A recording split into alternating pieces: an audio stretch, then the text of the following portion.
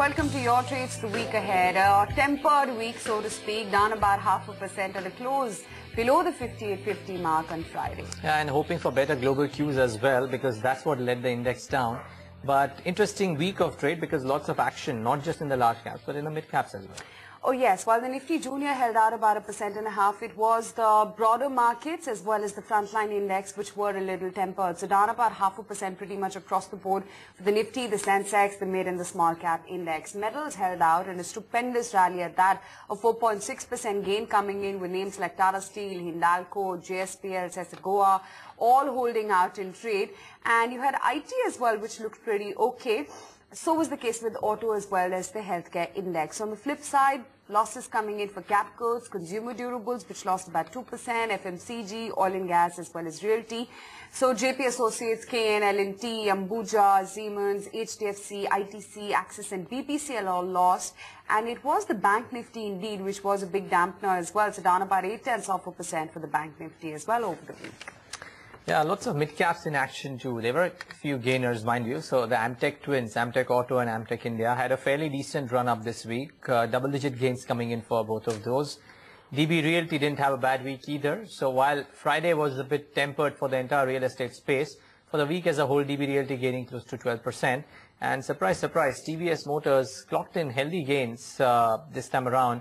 This week at least, so 8.5% higher for a TVS Motors. The losers included stocks like Jyoti Labs, Balrampur Chini, which has been decimated out of shape the last few sessions. It's been the worst 2 weeks for a Balrampur Chini, and SKS Microfinance amongst the others, which fell as sharply as it rose. Of course, there were a couple of stocks in news as well, the likes of an IRB Infra, which didn't have the best of weeks.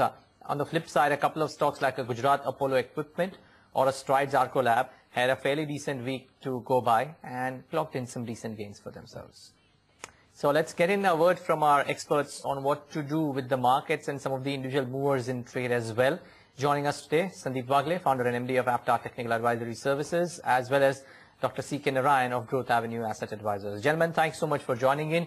Dr. Narayan, a tempered week, but the global cues also looked a bit shaky on Friday's session at least. What do you do with the index? Would you buy on dips, or would you believe that this slight downside can actually extend itself next week? Well, I think it's going to be a bit of everything that you have said right now. The kind of reaction that we have had is largely owing to some sort of cues from overseas, no doubt. But overseas cues, unless they, are very, very persistent, they do not really have long-lasting impact on our markets. They are largely there for a day or two. So I think the fact that it came towards the end of the week and in a week when there was a lot of gains for most of the traders led to some fair-sized profit booking across the board, which is what led the index down. So we have come down to the 5850 mark where there is some first level of support, previous dips, gaps, etc. And if we were to maybe start off on a weak note in the coming week, then maybe we can dip down to about 5750 where the logical support is, and I see that as being a much stronger level of support, and therefore I wouldn't really be looking for the market to drop down any significantly lesser than 5750. So if it were to go down to those levels with a stop loss of about 40-50 points, I would actually venture with a fresh buy. So yes, to answer your question, there is a little bit of room on the downside to the tune of about 100 points if we were to, let's say, begin the week a little on a soft note. Right. Okay, that's the take coming in from C.K. Narayan on the index, which closed below that 5850 mark. But the one pocket which shone really well was indeed the entire metal space. For the BSE metal index itself, putting on about 4.6% in the green. Sandeep, what is your take on metals? Does it seem like the strength across the metals basket could continue? And what would be your favorite pick amongst the sector? Well, yes, Aisha, I would agree with you. The strength in the metal space is likely to be continued. A Tata Steel, a JSW Steel, these two are the best picks in this sector. But then if the market drops down by 100 points, you can't rule out a Tata Steel moving from 430 to 420, 415, where it can be bought, so on and so forth. So some correction, yes, but I think metals is still looking one of the best sectors, showing a lot of strength. And I agree with Dr. Narayan that I don't see a fall beyond 80 to 100 points. I mean, 100 points also is a little too much. I would cap it at 60 to 80 points. And I think we will see buying. But on the other hand, at the higher side, 59.50, 59.30, that range is also a strong resistance. So I don't see that also being broken. So broadly, I would talk of the indices or the Nifty as being sideways in a band of 100 points, and 58.50 will be a very, very strong support. 57.50, 57.80, and 59.30 will be a very strong resistance. Okay, top stocks and sectors in news, and banking form the linchpin in terms of the news flow, at least with the banking bill being passed. Poonam joins us for a quick perspective of what to take away, what the key takeaways were from this key amendment. Poonam, tell us. Well, with the banking bill being passed, Reserve Bank is going to come out with the final guidelines on the banking license, and although it would take at least a year for the entire process to get over, the industry is definitely hopeful for some consolidation in the banking industry, but that would take some time. It would be only in the long run. Also, there is likelihood of some M&A in the old private sector banks. Again, the capital raising options do become wider for most of the banks, and that is definitely a positive. What the brokerages have to say, CLA says that RBI may issue 3 to 4 bank licenses, and also it states that smaller banks may face competitive pressure for business as well as for human resources, and NBFCs like L&T Finance, LIC Housing, Shriram Group, IDFC may apply for bank license. What Credit Suisse has to say, that they say that L&T Finance as well as IDFC are the most front runners for banking license, and new licenses would spur M&A activity, and old generation private sector banks are likely to get re-rated, but RBI may not allow acquisition by new banks unless they have a proven record. So the most strong contenders for banking license, the list goes as L&T Finance, a Bajaj Finserv or a Bajaj Finance, the Shriram Group, a Mahindra Finance, and IDFC. Also, there is a huge list of hopefuls as well, or the contenders who would like to apply for a banking license. Also, the likely M&A candidates are a Karnataka Bank, a Dhanlaxmi Bank, a City Union Bank, a Lakshmi Vilas, a DCB, Federal Bank, South Indian Bank, and of course Karur Vyasya Bank. However, do know that any kind of consolidation would take some time at least, and it will happen only in the long run, and this definitely is a huge step for the banking industry. Oh yes, it is. Poonam, thanks for that. And out of this, Federal Bank as well as Karnataka Bank, you'd have to say, have been the most active participants. CK, which one of the two do you like, Federal or Karnataka Bank? Okay, Sandeep, the same question to you. Ayesha, if you give me a choice, a very clear answer is Federal Bank. Karnataka Bank has been displaying some weakness over the past few days. Not to say that in the long term it is weak. At lower levels, I don't see Karnataka Bank dropping down below 150. But at this point in time, talk of the daily and the weekly charts, I would clearly go with the Federal Bank. And once above 530 or so, I think this stock can really zoom up to 560, 565. So I'd be comfortable buying this stock in the range of current price of 518 to possibly 510. Below 500 can be a good stop loss, and I would play for a few weeks target of around 560 to 565. Okay, the other newsmaker of the week was DLF, and for probably the right reasons, because they are getting into that mode wherein they are selling off some key assets in order to deleverage, non-core assets rather, in order to deleverage. It was the Lower Parel property earlier, now the sale of Aman Resorts, and while it didn't happen at the valuations that the market was expecting, but it held out well for the stock. The real estate basket for otherwise, most of the other mid-cap real estate stocks fell quite a bit. 2119, Sandeep, on a DLF, 1% higher in trade. What do you recommend here? Because the real estate basket as a whole came down in Friday's trade. DLF also did witness some resistance near 226, 227, and I find that is a very strong resistance for DLF. I don't think 227, 228 will be that easy for it to cross. On the other hand, I don't see 207.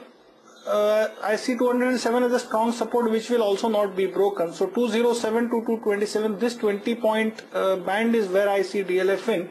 at least in the coming week or two. Lots of action in the mid-cap space as well. Lots of movers and shakers, some with news, some without news.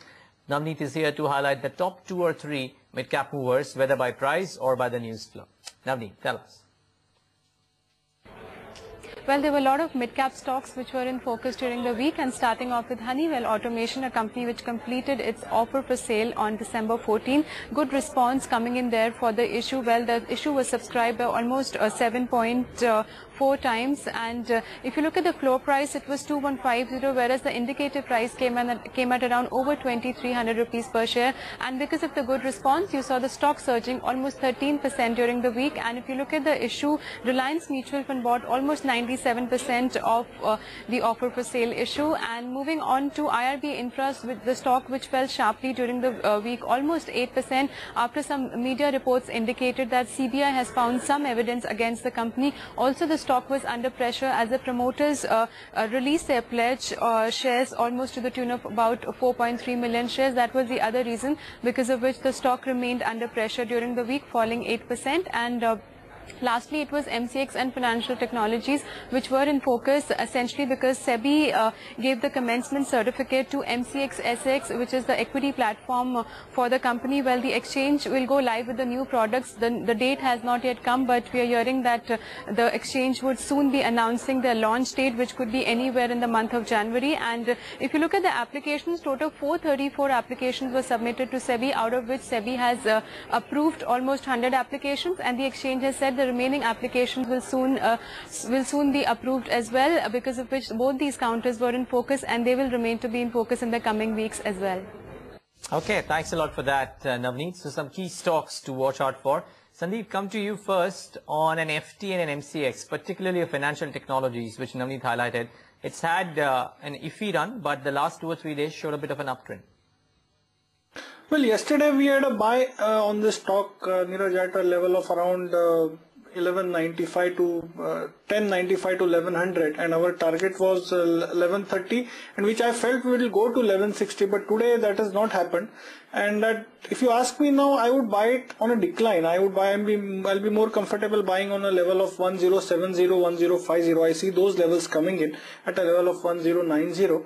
So I'll not be in that great a hurry to buy this stock. I see more sideways movement and possibly 2 or 3% correction from the current levels.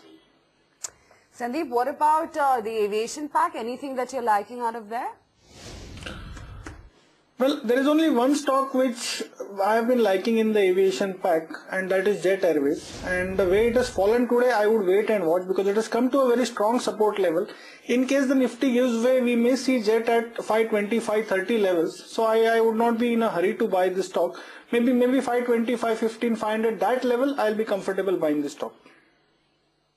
A couple of other stocks should be brought up, and particularly in Friday's session, it was very weak for stocks like Voltas. Mind you, we heard lots of talk about how the cooling solution companies will have a lot of problems in the domestic order book, and even companies like Voltas have now started to do that, focus a lot more on the domestic book, and which is why there was pressure on Blue Star, on a Voltas, particularly in Friday's session. They didn't do too well in this space. So while cap goods remains a bit sketchy, particularly for this segment, there seem to be some problems. At least that's what at least the brokerage views seem to be suggesting. Sandeep, the most liquid one out of them, or Voltas, has corrected a bit, and in Friday's session went down further. Is there a trade here on Monday morning?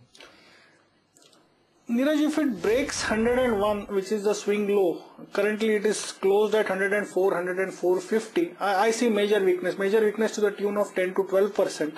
So if I'm holding this stock in delivery, I would use every rally kind of a 3, 4, 5 rupees up move to sell it. But if I'm trading in FNO and want to go short in futures, I would sell it below 100 and play for a target of 91, 92.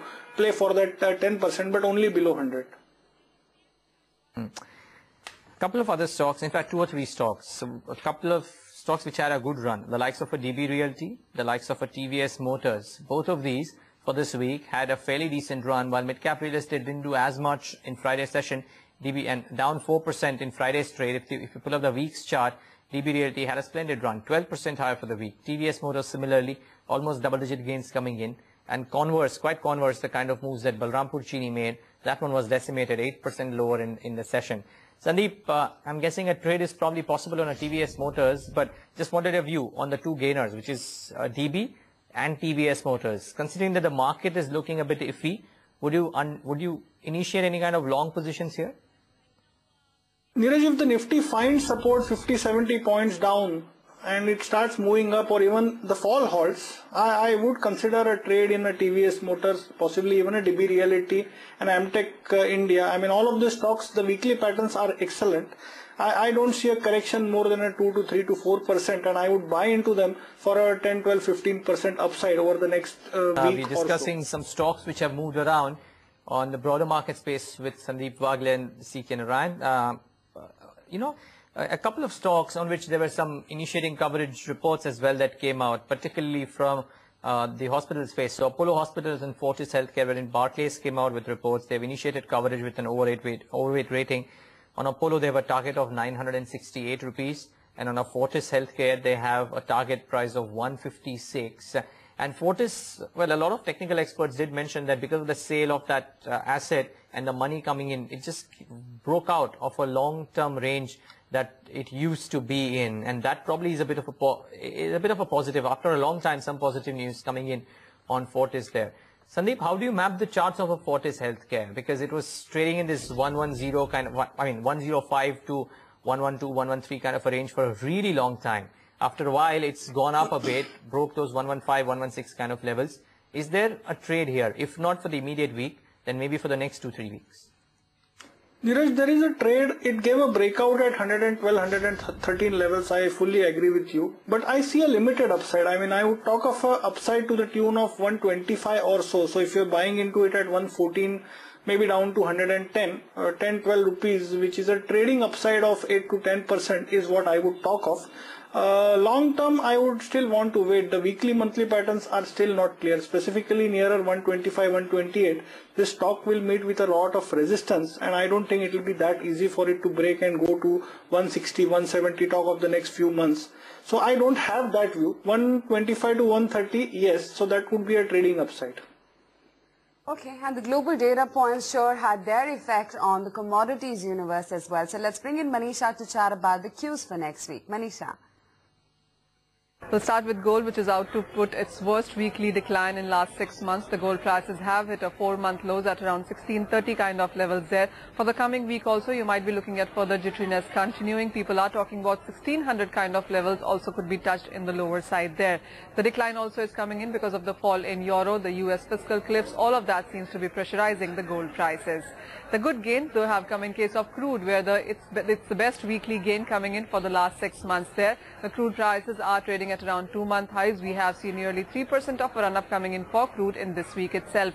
For the coming week also, it could be the US budget talks that would, of course, continue to be on the platform there. But markets also are watching out for the inventories and the strong US economic data well. Markets are looking at a range between 84 on the lower side to around 90 on the higher side for the coming week as well. One also thing that has moved quite a bit in this week has been the Indian rupee. 1 month lows is out. That one has shut shop in the previous week. The decline in euro, the US fiscal uncertainty, also the decline in Indian equities, all of that has been putting pressure onto the Indian rupee. 55.5 on the higher side could be a stiff resistance as per many bankers. Okay, Manisha, I'll leave it at that. Thanks so much for taking the time out and joining us. That's commodities editor Manisha Gupta with the entire commodity space. But what about equities, and what stocks can you buy or sell come Monday morning? Sandeep, your top trading ideas on Monday morning, 9:15 a.m. You're buying JB Chemicals and Pharma. This stock we have been liking over the last few months. We have even recommended it in the Diwali picks in November 2nd week. It's moved up a bit, but I see again momentum creeping in. And I would buy this stock with a 2 to 3 to 4 weeks time horizon, stop loss of 83, target of 105. The second one is the metal space is showing a lot of strength. So I would buy a JSW Steel on every bit of a decline, stop loss of 780, target 875. And this view is over the next month or so, not for a few days. And third one is a sell in Kane India that is showing weakness, breaking important support levels. So I would sell into any bit of an upside that I can get in with a stop loss of 320 and a target of 285.